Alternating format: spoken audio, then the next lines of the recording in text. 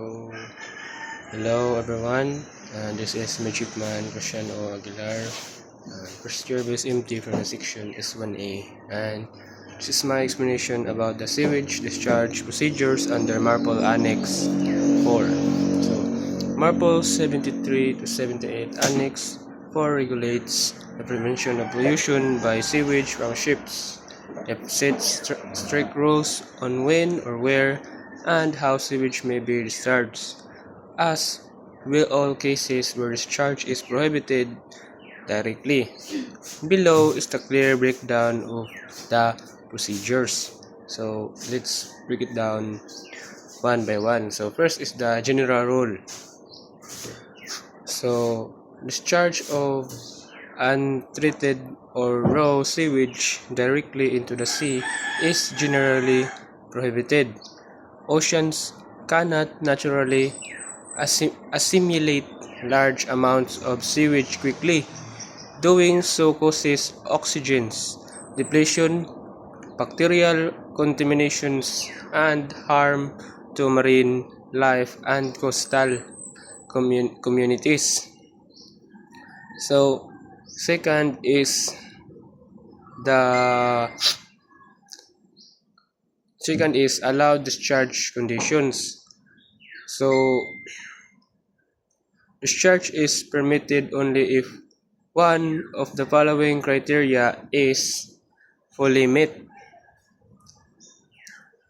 First is option A. Discharge using an approved sewage treatment plant. The sewage has been fully treated and disinfected by a system certified to IMO standards. So that is the option 1.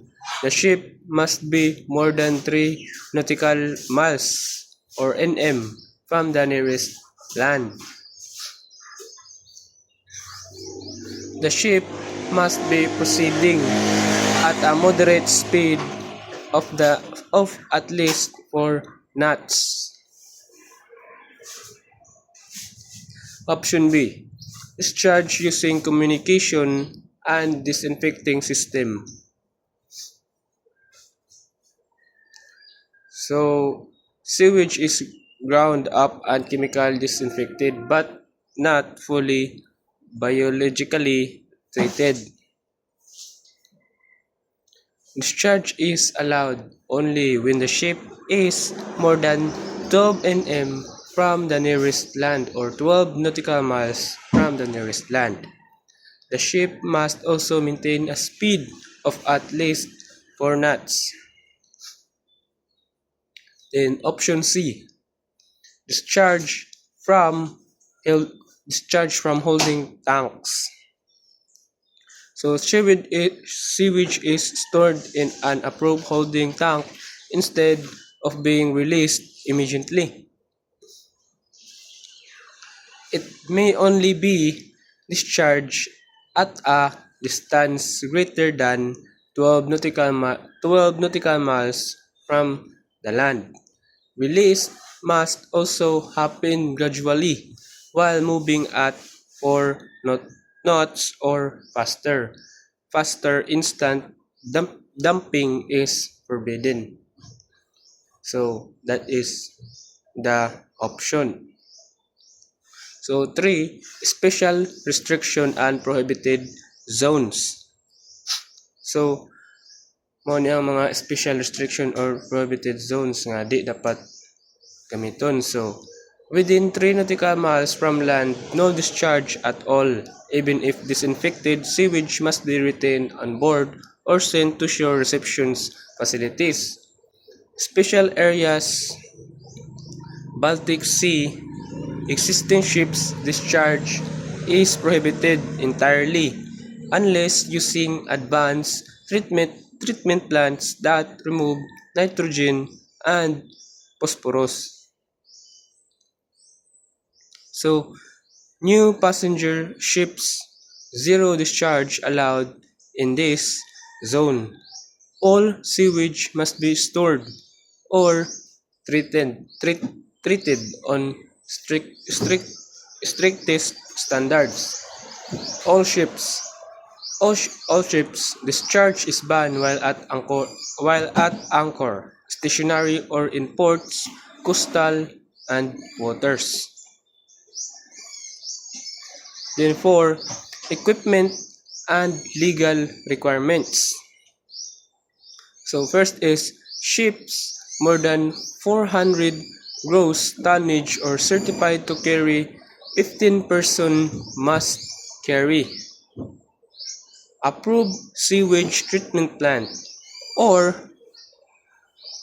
OR commuting and disinfecting unit OR approved holding tank.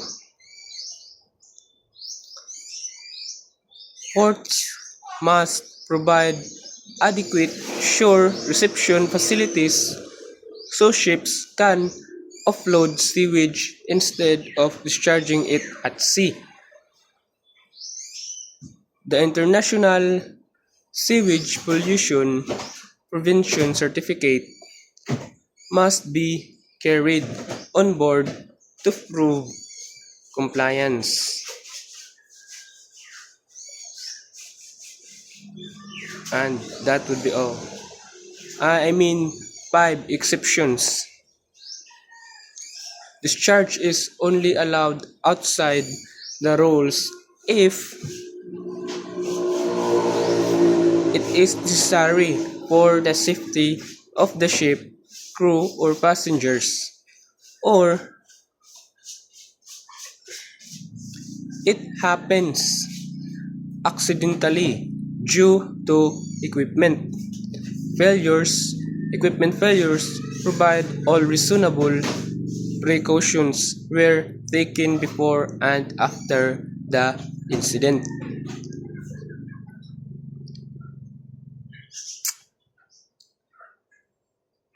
In summary, treat, disinfect further, hold farthest or hand over to shore facilities. This protects the marine environment while following international maritime law. And that would be all. Thank you.